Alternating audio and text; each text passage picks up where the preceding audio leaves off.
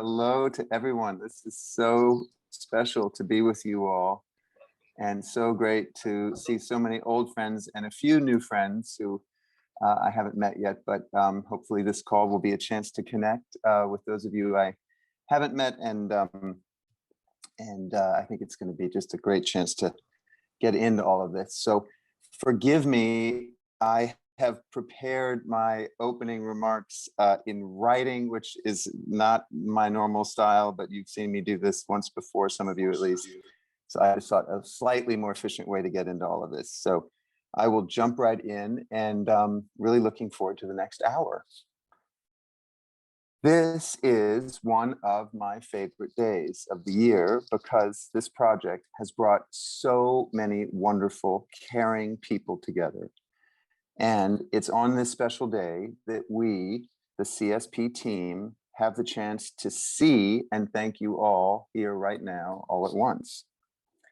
So on behalf of the team, let me express our gratitude to each of you and let you know how significant your presence on this call is, and much more importantly, how significant your commitment to this project has been to all of us. There is simply no way to overstate how powerful your leadership is in continuing to bring this dream to life. Last year, when we came together, we were all reckoning with deep uncertainty about the pandemic and our profound despair over the deadly violence of institutionalized racism. Tragically, these feelings have not disappeared, but we are now also beginning the process of working to heal. We know in this case that healing mustn't mean that we are repairing back to something we previously thought of as normal. We need to heal into something new. We need a comprehensive vision that takes into account not just our full selves, bodies, minds, and spirits, but also the interdependent nature of health.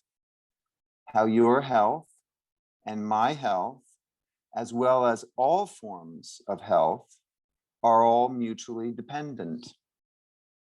We need a new vision of health. And that is exactly what we mean when we say that the Compassionate Schools Project is a 21st century health curriculum.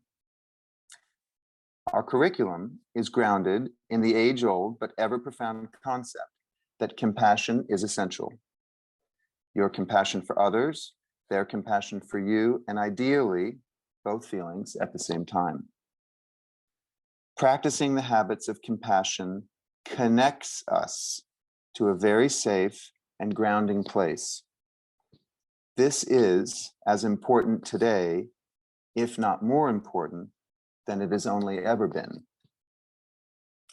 And although building a more compassionate world is a very inspiring vision, bringing that to life is a challenging undertaking.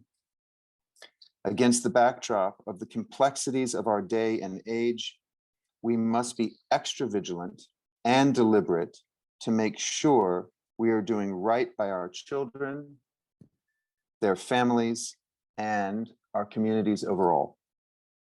But that's why the formal effort of this project is dedicated to using gold standard scientific methods to help us learn and improve upon this form of social and emotional learning.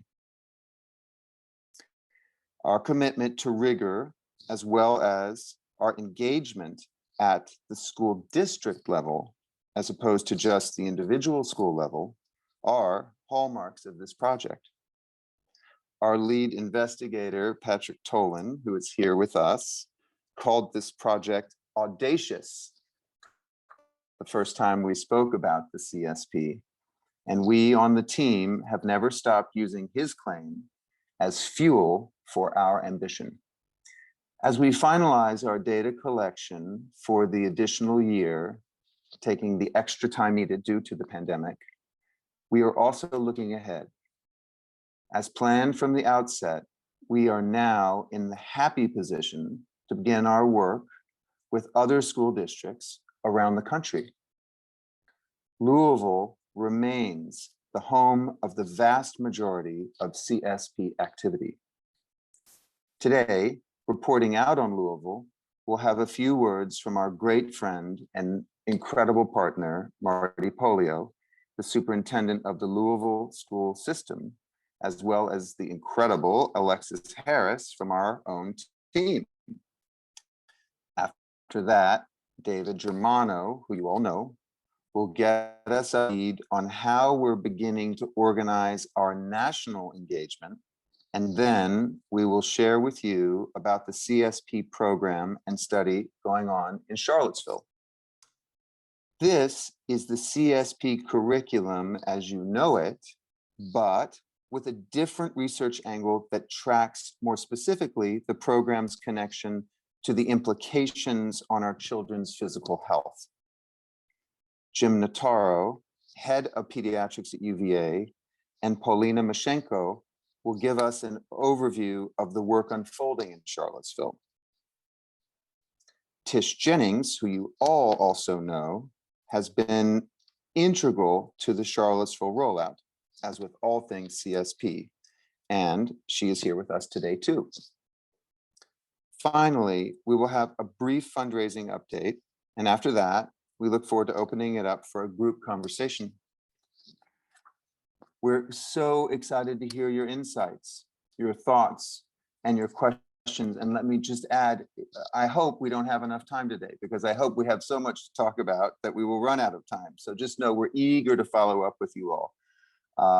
You know, if in any way offline or we just run out of time. And so let's hope for that good problem. We're at the ready to connect up with all of you. Anyway, collaborating with you has truly been a hallmark of this extremely special story.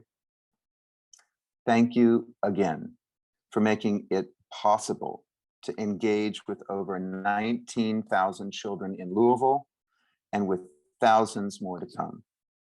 Thank you for believing in this audacious project. Thank you for sharing a new vision of health. And now it is my honor, I have to say sincere honor, to introduce someone who has inspired me, who has held one of the most difficult jobs anyone can have in a pandemic, being a superintendent for a large American school district. Dr. Marty Polio and his administrators and teachers have been tested in every possible way this year, this past more than a year, but his and their resilience, along with their resolve, has been nothing short of inspiring. Marty, you are a gift to Louisville. You are a gift to this project. Thank you so much for what you have done to embrace this situation. And with great pleasure, I turn it over to you, sir. Thank you, Owsley. Appreciate that very kind introduction. And it's good seeing you again. I know it's been a while for many of us to see in person. And thank goodness you talked for about 7 minutes, Owsley, because the once a month at noon when I have a meeting, the emergency siren, which I know they purposely placed right outside I think it's facing my window, like to come in here. So about 3 minutes ago, it finally stopped. So I was worried I was going to have to talk over the emergency siren. So it's definitely working. There's no doubt about that. So I can report out to the city. It's definitely working. Thank you for having me here today. It has obviously been quite the year since we have gotten together. And I'm going to talk a little bit briefly about some of the ups and downs of the year, some of the major concerns I have moving forward. You know, the celebrations we can have. I think we're a better school district as a result of this past year and going to be more focused on our work. But, you know, these concerns and how important I believe the Compassionate Schools Project is to us moving forward. And so, you know, clearly, first of all, we know with children, you know, and there is a lot of talk about, you know, how effective was virtual instruction. And I think our staff did the best job we could possibly do and provided great supports and instruction. But we all have to agree, kids do not get the same level of impact or learning or support that they would in person. If and I tell educators all the time, if that's not true, then, we got to do a hard look at ourselves in the mirror about an industry. But kids being in front of educators, being in person at school makes all the difference in the world. And so, we just cannot say that being out of school hasn't had a major impact on our children. And so I'm not a big fan of saying lost learning, because, learning is not like a gas tank where there are so many factors that go into learning that ebb and flow with children based upon the experiences they're having in their life, their community, and so it's just not that simple as lost learning. More importantly, though, it's lost relationship time. It's lost time for the services that we provide kids at school. I mean, it's unfortunate that in the United States, that schools are responsible for providing so many of these services. But that's the way it is. We are, and we have, whether that's social services, whether that's medical services, mental health services, schools across America provide these to kids every single day. And I repeat the same stats over and over again: 6,000 homeless kids, and it'll probably be much more, once we see the full impact of COVID-19 and we recount our homeless kids. But 6,000 in JCPS alone. We're closing in on 70% of our student population qualifying for free and reduced lunch. And to me, that's absolutely heartbreaking that in America, in the city of Louisville in 2021, and Louisville's not the exception, this is cities all across America, that we can, once again say the best country in the history of the world, with 70% of our children qualifying for free or reduced lunch in Louisville, Kentucky, is heartbreaking to me. And we have to be very intentional about mitigating those impacts on kids. And there is no doubt, research is clear, poverty has the largest impact on children's learning and their well-being more than anything else. And so, that work is so important. But over this past year, just working so hard to support kids. And I'll be honest, I have been struck over the past 12 months about how our society as a nation, not just locally, has turned away from compassion and empathy more than at any time I can ever remember in my life. And maybe it's just I'm in the center of the storm. Education has been in the center of the storm. It has been a very difficult year for every industry, but in education particularly, superintendents and their teams are fallen by the wayside in districts all across the country right now. I think 5 of the top 7 districts across America are vacant right now, the superintendency, just because of the challenge that this year, the decisions that were being made. I said all along, we're not epidemiologists here, we're educators. We did the best job that we could based upon the scientific data and health data provided to us by the state health department. Imagine that, the state health department, that's who we're going to get our data from, and through the Kentucky Department of Education. But, I've never been a part of an issue that was so divided, where one side was, we have to get our kids back in school. We're hurting kids right now being not back in school. Yep, you're exactly right. If we go back to school, we risk people's lives. Yep, you're exactly right. That's not a real safe space to be in when you're in the middle of that decision-making process. But the reason I say this, and it's so important, I've just seen such a lack of empathy and compassion from people in their communication. Now, I'm fine. I signed up for it, but there's so many leaders throughout our organization and other organizations who were just not expecting that. And I'll give another example: local health department officials across America resigning, in mass, just because of that lack of empathy in our society. And I think it has come across more on social media and emails and comments than we've ever seen before. And that's why I think this work is so important. This compassionate school, it's so important that we teach the next generation about compassion and empathy, and especially our neediest kids. And then going into the spring, I thought I was naive in thinking that once we gave the vaccine, we'd get right back into school. It wouldn't be an issue. That was me being naive. It was a battle. I have scars from that. But you know what? We got back into school, and I was so inspired by our kids back in school and them coming, and our teachers and principals, open arms. I think there's a greater value for school than we've ever had and for teachers before. So that's the real positive. I just wanted the last 70 days, I was in 65 schools just because I wanted to get into schools. And I'll tell you this, anecdotally, I talked to elementary principal after elementary principal, and I said, tell me about Compassionate Schools Project. And they said, you wouldn't have believed what these teachers did virtually. And it was hard, but they were there to help kids. And we have to have them. It's more important than ever now. And so, so positive. And then now we're moving into this time period where we are actually facing, you know, bills filed in our legislature that are trying to prevent our teachers from talking about race and could be turned into the attorney general if you talk about any issue that might make someone feel anxiety or anguish about their race. And so it's just it's such an up and down year. We're going to fight that one with everything we have because, we can't get rid of the achievement gap.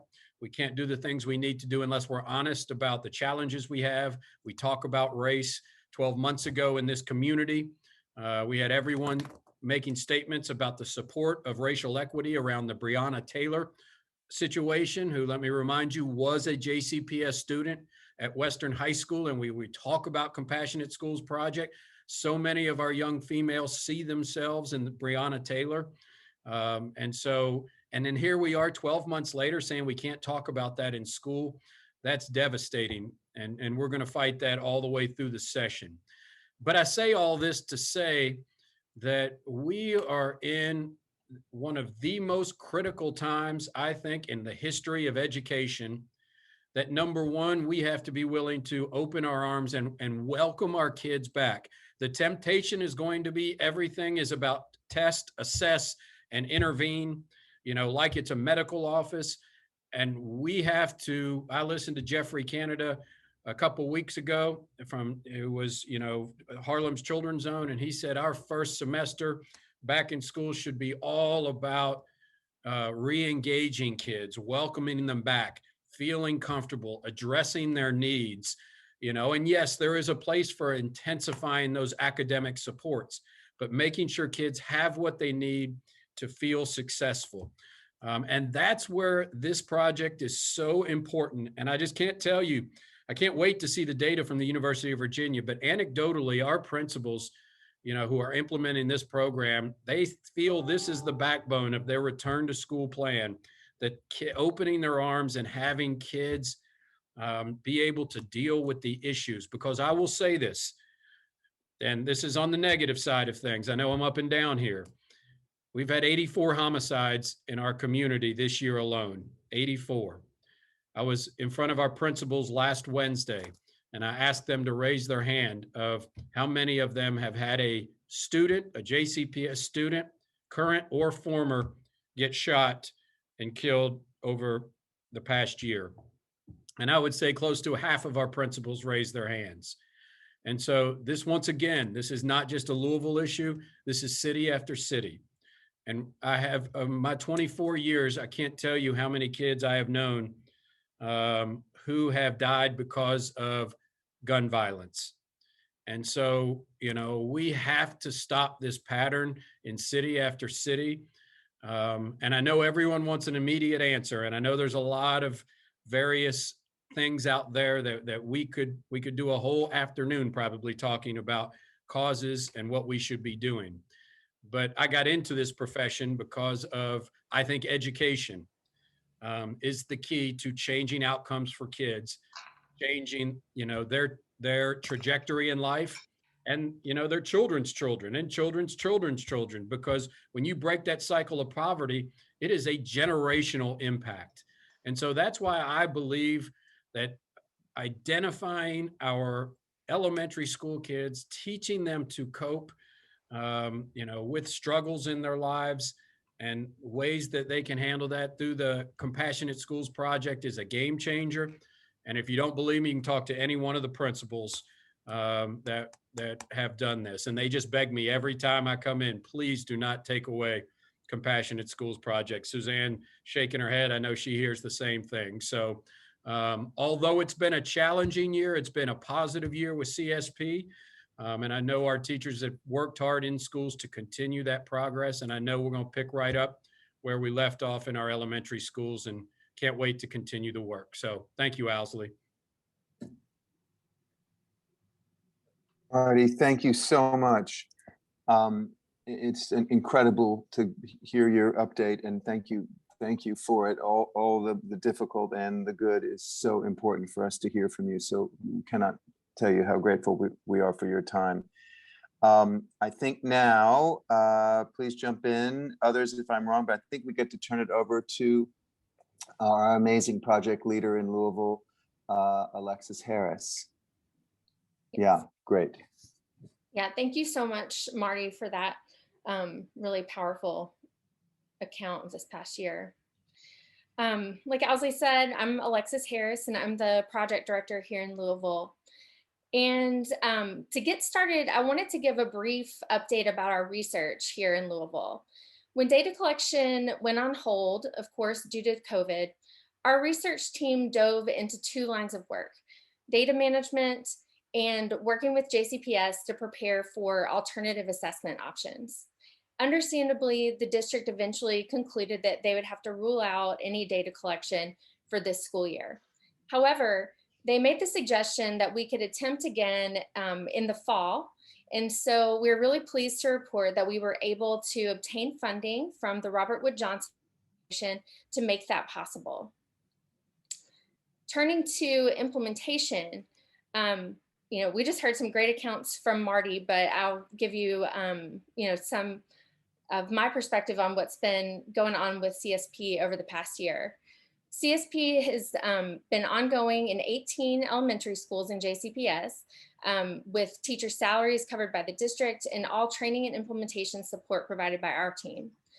Over the past year, CSP teachers have really demonstrated their flexibility. In addition to adapting their own teaching to a virtual model, they've also stepped into many different roles than what they had planned. Sometimes jumping in for core academic instruction and taking on reading and math groups, or even providing tech support to coworkers who are adapting to virtual learning. And as you all know, this year has been emotional and traumatic in the face of the pandemic and racial injustice in our community here and across the nation. CSP teachers were keenly aware of the need to hold space for the emotional and relational needs of their students. Even when they couldn't be face-to-face, they worked hard to bring CSP to their students and to create authentic and meaningful connections where students had the space and time to breathe, be heard, and have their experiences met with compassion. Throughout this last year, we've been really impressed with the way that CSP teachers and other teachers in the district have stayed engaged with us for professional learning. We've collaborated with our own CSP teachers and colleagues at UVA and JCPS to offer many different professional learning opportunities with PD that's been focused on equity, adapting to virtual instruction, social and emotional competence, resilience, and well-being, among other topics.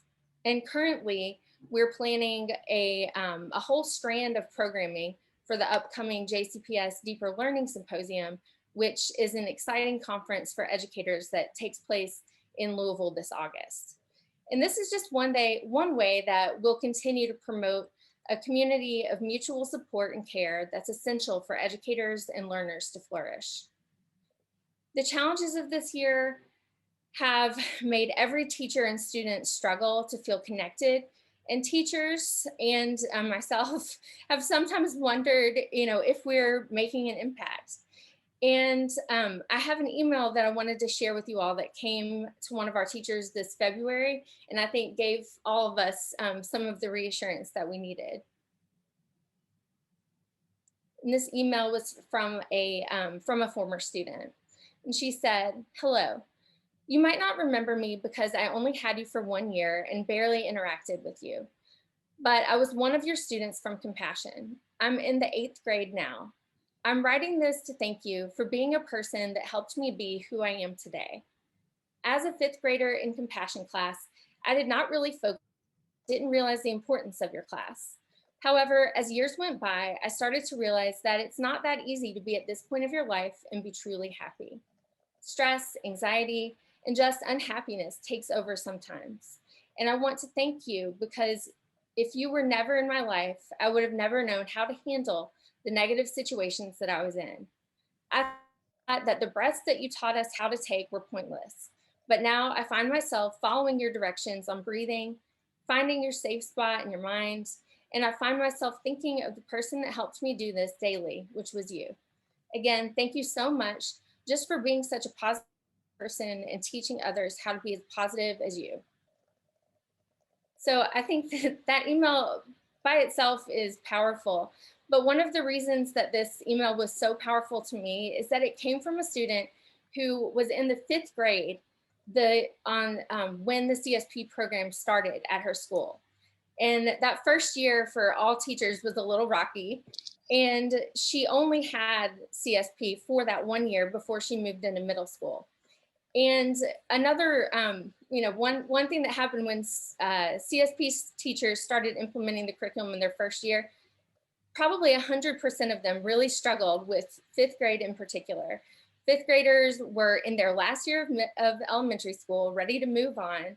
And, they're kind of over it. And they were often very resistant to having this brand new content being brought to them at the end of their elementary years.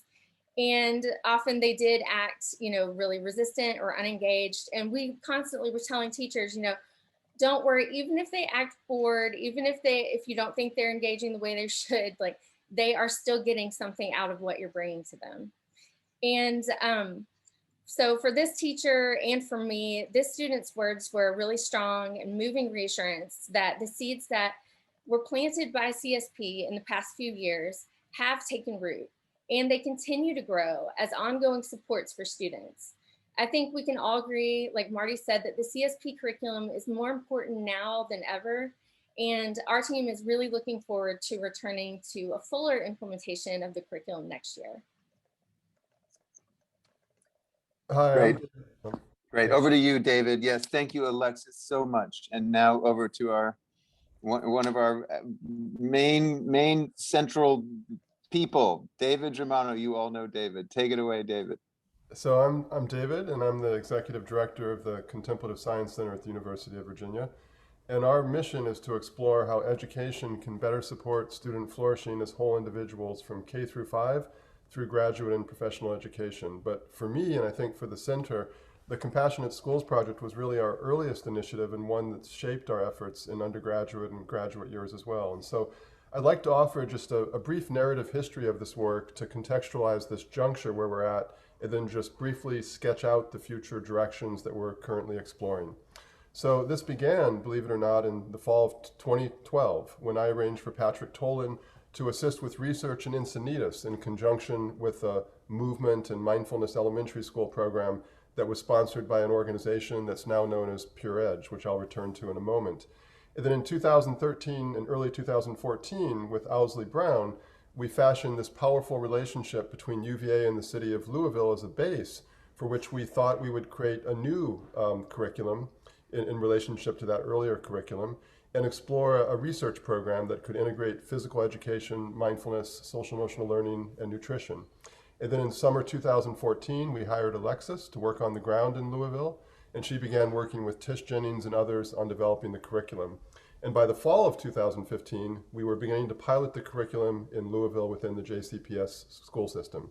Our RCT research program began in fall 2016, and it's now coming to a conclusion this fall with initial analysis due in December 2021.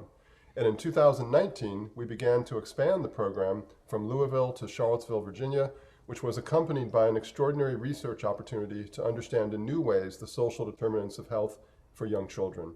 And so we are now at a key juncture after almost a decade of work. Patrick, Alexis, and Tish will continue to work on the research, analysis, and publications after the initial outcome analysis in December. We're looking to hire at UVA a full-time program manager to help coordinate this work. We're also returning back to our roots by formalizing a new partnership with Pure Edge, which is now led by Chi Kim, who's on the call today, for help in expanding the CSP program nationwide. And this will include new implementation sites, consultation services, and training opportunities. Louisville will remain a key base for us as we aim to support the mainstreaming within the JCPS public school system overall. And we're going to continue to refine the CSP curriculum, including modularization and extension. And we have an innovative new online platform called Flourishing Kids to disseminate. We're also expanding the Charlottesville program and piloting an exciting new direction of research together with the UVA's hospital's innovative pediatric clinical integrated network. And so we're going to turn to the work in Charlottesville now, first with Polina talking with us about the implementation, and then Jim presenting the pediatric clinical integrated network and the research opportunities it enables. And finally, Katie will wrap things up with a discussion of the funding situation.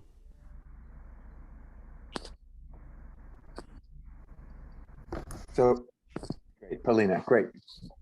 Thank you so much, David and Owsley. I'm really happy to be here today. My name is Polina, and I'm directing the expansion of CSP to Charlottesville. And you've heard Tish's name already several times, but it's really been her work that has primed Charlottesville for this kind of initiative. She's actually been cultivating a mindful and compassionate community of educators here since 2014. And actually, the primary reason we chose the first school that we started with here in Charlottesville is because a number of the teachers had already gone through Tish's mindfulness-based professional development workshops. And the second school that we're going to be starting with next year, the guidance counselor who will be delivering the CSP curriculum actually went through Tish's mindfulness courses at the University of Virginia.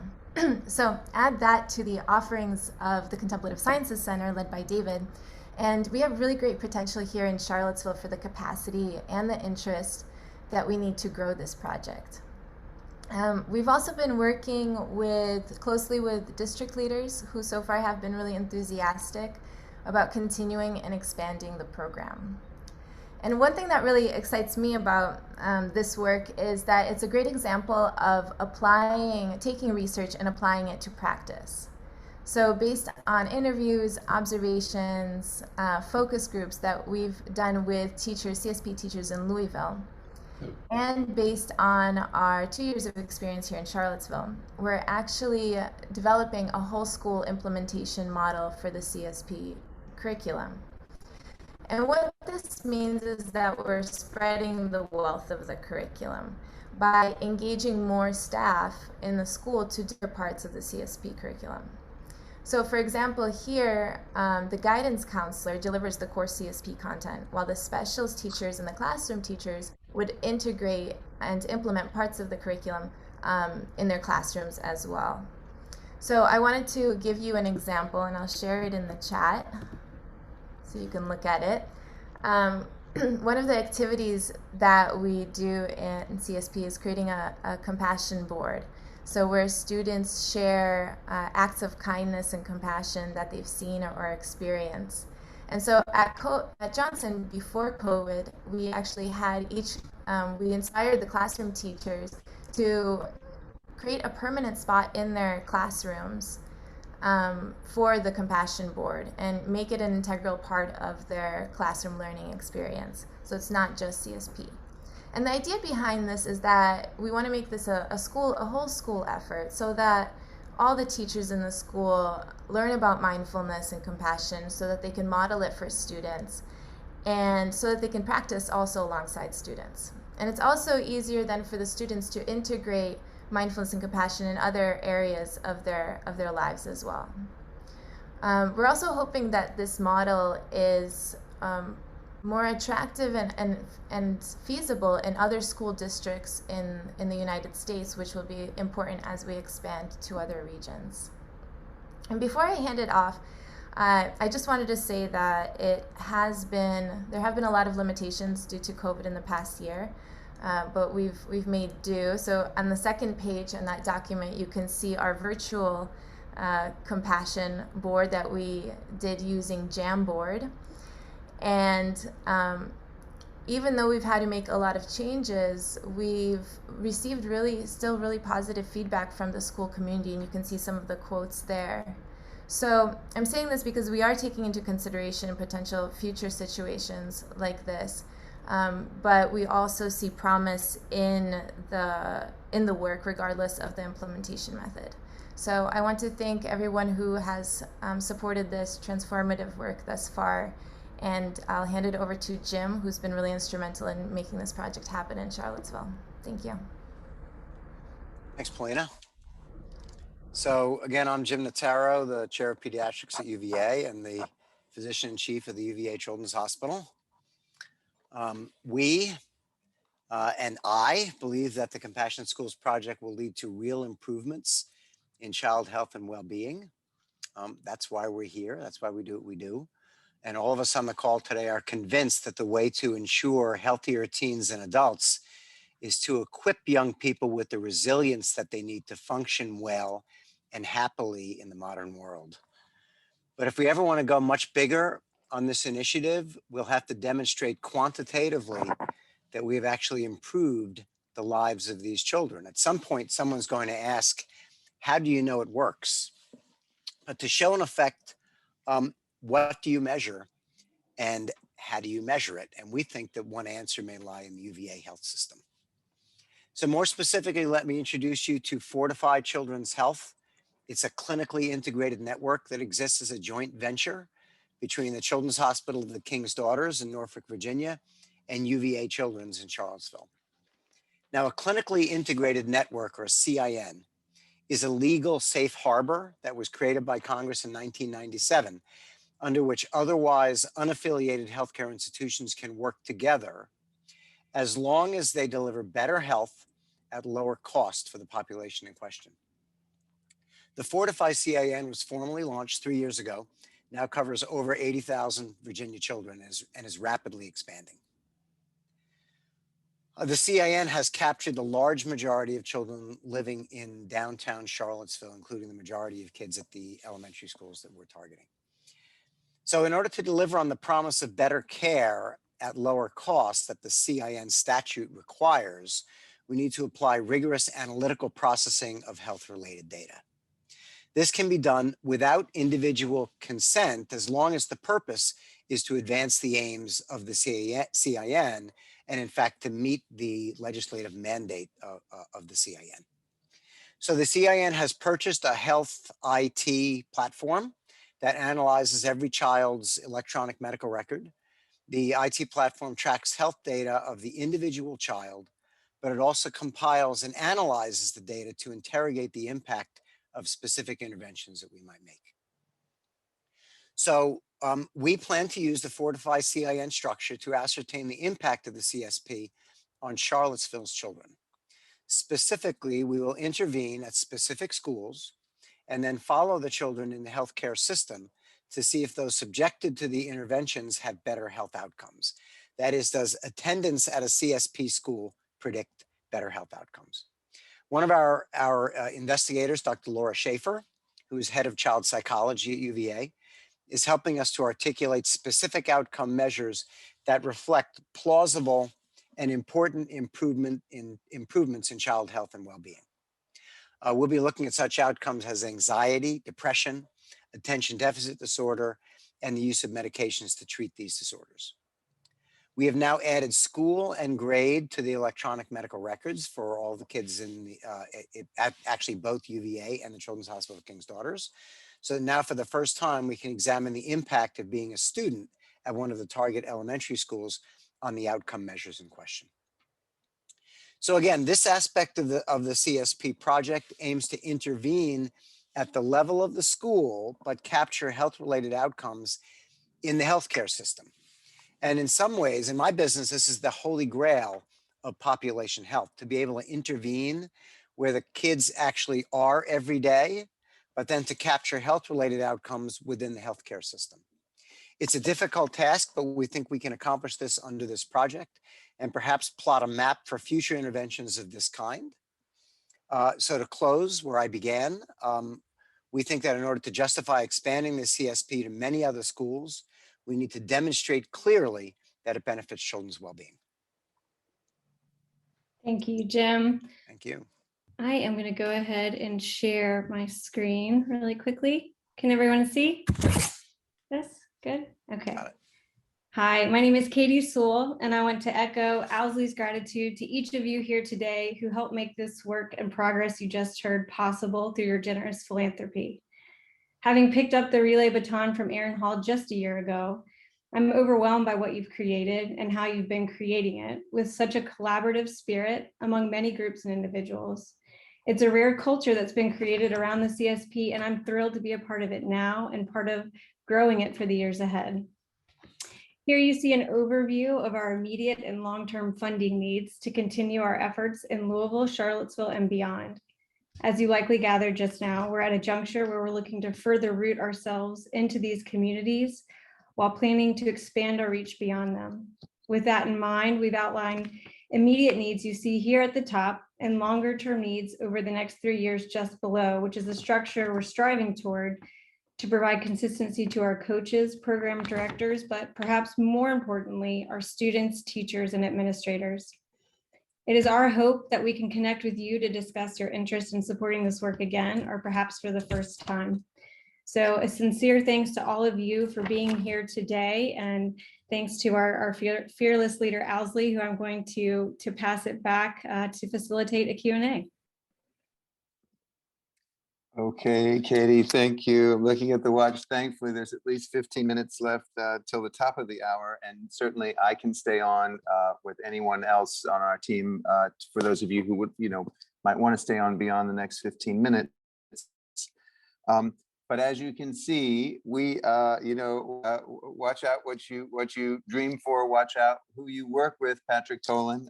The audacious bit of all of this just continues to sort of stay with us, and our big fundraising dreams, as you can see, kind of marry up with that. But I can think of no more compelling case than I believe the one that we've just been presented offers us to continue this extraordinary work. And I like so much, Katie, what you just said in calling this a rare culture. That is to say, as I heard it, the culture of us working together. For you to say it's rare is meaningful to me. I believe it is rare. I always say in my office, can I get a witness? Is it just me, or does anybody else see this as special? And, I think, in fact, it is extremely special. And we've all been able to bear witness together about the opportunity that we have to work closely, thoughtfully, creatively, innovatively, to actually play a functional leadership role in our country and in our world. So please now let's open it up and see if you all agree with anything I've said or what we've all been saying collectively. Please bring on your questions. And how to manage this is probably not my skill set, but let's see, I don't know, waving of a hand or just unmuting yourself, and we'll do our best to just get into this, in the form of a discussion, if you all would like. Let's see if anybody's waving around or wants to jump in. Let's see. Did I see? I'm on. Oh, there we go. Rob, yay, Rob, go for it, Rob. One of our great early believers, Rob Caulfield, who hopefully many of you all know, runs the Hemera Foundation, who has been with us in such a crucial way. Great to see you, Rob. Yeah, great to see you too, Owsley, and the team. And thanks again for all of this. This is critical information and critical work that's been a long time coming, and really happy to see where it is and the persistence it's seen in Louisville. And I appreciate Marty and the team that's working there under unbelievable circumstances. Just want to come back to his presentation in the beginning is just to commend you for continuing to pursue through this whole process. Just wondering, before we wrap time, if there was an opportunity for Patrick or Alexis to give some thoughts on the information, thoughts, data, pandemic that has affected the research trial of this, and whether it's, as was noted earlier, as someone starts to ask, who is this working for and why, if they've had initial thoughts about what that's going to look like, even though I know initial analysis is in December. But just wondering, since they've been on the ground, if there's anything to add in this, annual meeting. Patrick, do you want to say a little something? I think, in terms of the question of how the pandemic has affected the research on a technical level, we haven't been able to collect data, which I don't think is what you mean, Rob. I think you're really interested in have any ideas about how this is affecting kids and what it will mean.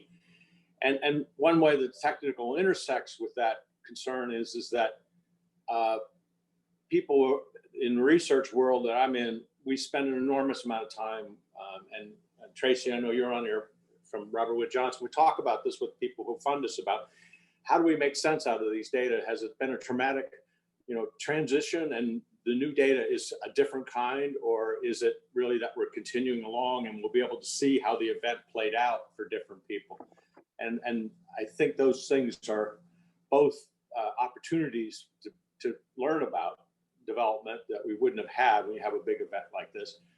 But of course, the answer is we don't know until we take the data and see what does happen. And we intend to do that. And that's part of why we're looking forward to getting more data next year. In terms of who it works for and whom, unfortunately, I'm going to give you an unsatisfying answer, which is that's where we need to have the data and analyze, and then we can start to see, and that's certainly in our plan. So for example, with the case example of that 5th grader, there is a debate. Is it better to start with kids earlier, or should you wait later in school when they're old enough to understand the concepts? And we hope to be able to answer or provide direction on some of those once we get the data that we're now trying to put into shape to analyze. And our goal is to have the initial results by the end of this calendar year. And Alexis, I don't know if you add some Thank more you. on the ground. Alexis, you want to? Yeah, there we go. I think Patrick, you covered it pretty well. And it's just from the on the ground perspective of teachers and observing classes. The impacts of the program may be somewhat different for different kids, because maybe there are pieces of the social and emotional content that are more relevant for them or more meaningful for them at different times. But there's not one group of kids who seems to be more impacted overall than others. It's not easy to point out a pattern like that. And in general, we've seen that that all kids benefit from being in the involved with CSP. And Rob, I'm so sympathetic to your question. We all are. I mean, it is, and Patrick has been nothing but consistent with his message to us over the years that we will, of course, need to wait until the research is concluded to answer these important questions. But I do, you've heard me say this so often, Rob, but and I know you know where I'm going, but boy, do we lean on these anecdotes, and nothing was more extraordinary than Alexis and Marty's telling of what they're seeing on the ground. Yeah, I wanted to add, I'm sorry, I keep stepping on you. Sorry. No, Patrick, go right ahead. Well, I wanted to add, I think people should really, it should be pointed out and paid attention to. This program is not only continuing as the evaluation project, but it's also a major demonstration project. One of the real examples where a school system and with this kind of work has taken it up and has now made it part of their regular budget and part of their regular activity.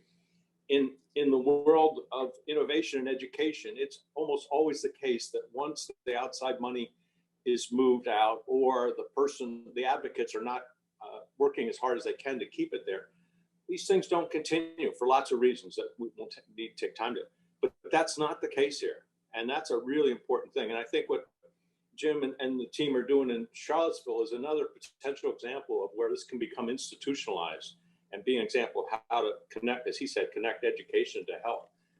Those are really important things over and above, or in addition to finding out, do we find statistical differences and effects, which are very important.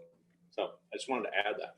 Yeah, well, I agree with all ahead. that, and thanks for that, because I think that over the years, right, the support in Louisville and the support in the superintendent's office and all those things are unique and commendable in this project, which is going to allow it to have effects that are way beyond the statistical significance of what the data is going to show. And I think that's really what's been learned in this process, which was a unique opportunity. And if there are others to do that, that's compelling in and of itself. But thank you, and I appreciate the response. Owsley, do you see I wanna- Mary Gwen? I see Mary Gwen and Shanija, and let me just, I just think if we can just note this for this gang, and you know, maybe we can have another follow-on to discuss. It's back to this, to me, this culture piece. There's a flowering of spirit and activity coming out of this project that might have been, in the best of senses, unintended. But to not account for that would, of course, be would be a mistake, because, you know, there's a story here. So how we tell this story is something we wrestle with on the CSP day-to-day team side all the time.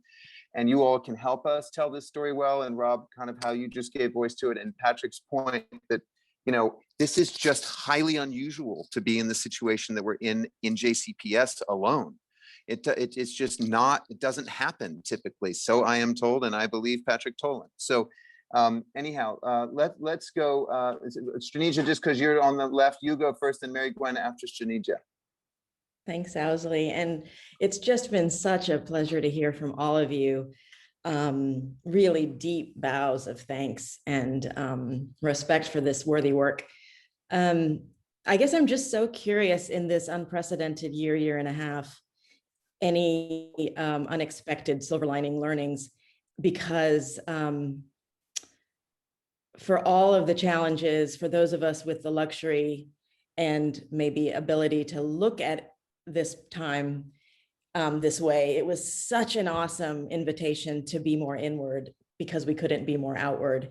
And I just wonder, from a pedagogy standpoint, having to figure out how to go virtual, but for this very special curriculum, was there any new insights, unexpected insights, because of the circumstances and constraints, that might carry forward to how, like, any changes that you've learned from this year that would carry forward into future years?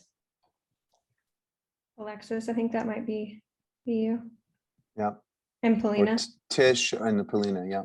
Right. And so one of the things that for me has been really a huge piece of learning is the ability to stay engaged with teachers virtually.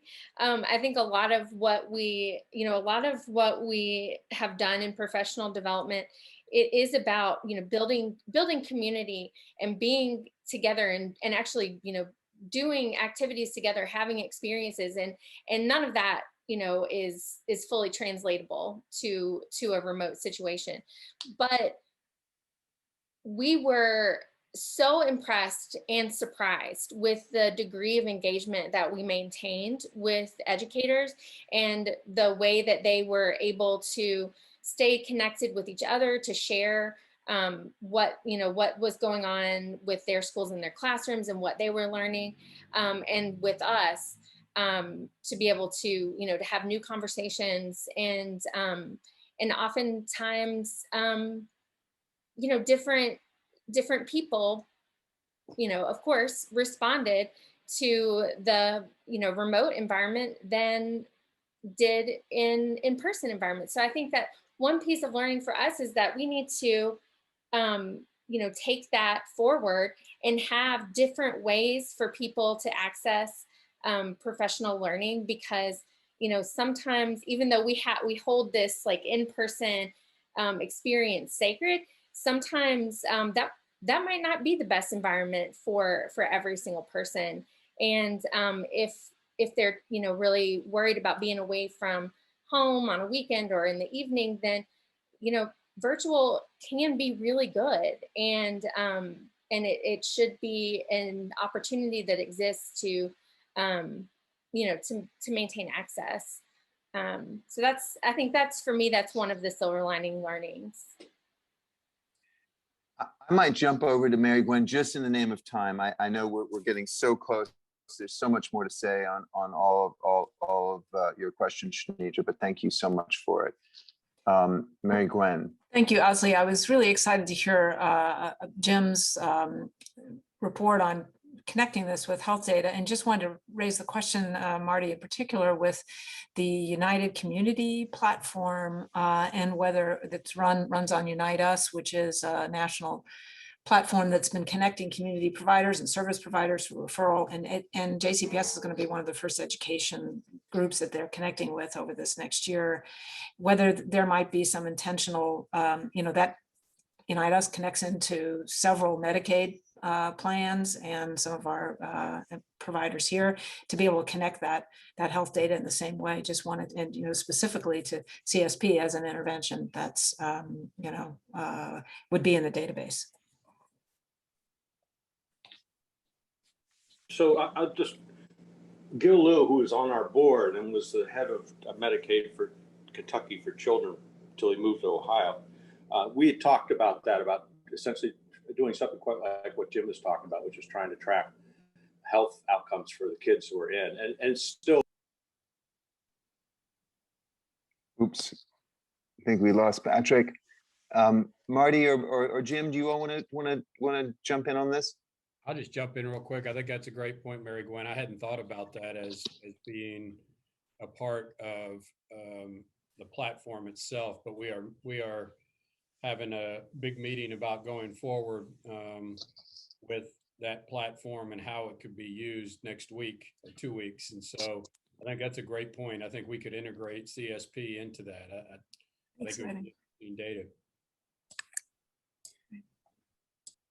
Yeah, so this is Jim. So the challenge is associating an individual child with the intervention and doing it in a way that does not require informed consent, specifically on the part of that individual child and the family. Under the CIN legislation, you can be looking at de-identified data, but you still have to be able to connect the school. So what we've been able to do is, as I mentioned, is reprogram the electronic health record so that the school is a trackable field. So, we've sort of got a confluence of opportunities here so that we can intervene at the school and then connect the child with the school and then observe the child's health outcome measures and do it without necessarily having to get informed consent from every individual child.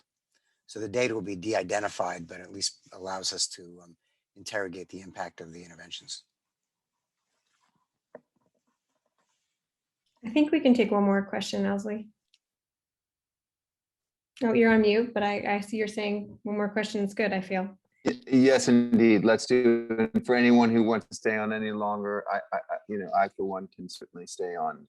Anybody have any question or comment that they'd like us to get into? I'm just skimming through the gallery view here to see if I'm missing any hand or let's see. I think Jim may have to sign off. Thank you so much, Jim. And I did get several chats, I will say, about that funding slide, and I will send it out to everyone after this meeting so people can review it. Well, gosh, here we are, a minute past the hour. That might be our cue. If I don't see any other hands, I'll just say some thanks for a second. Again, you all, it's just incredible to be together. I really hope we can find an excuse. Certainly, the project data update is an obvious one for us to plan a big report out to you all, and we haven't even figured out exactly how we're going to do that, but we'll use that as a near-term concern to plan a follow-up to this actually fairly soon, relatively speaking. It's all very exciting. Lastly, there's no end to the thanks that should be offered to each of you, and please do follow up with us with ideas that occur to you. And I guess with that, we'll just wish everybody the happiest of days. And again, thank you all so much.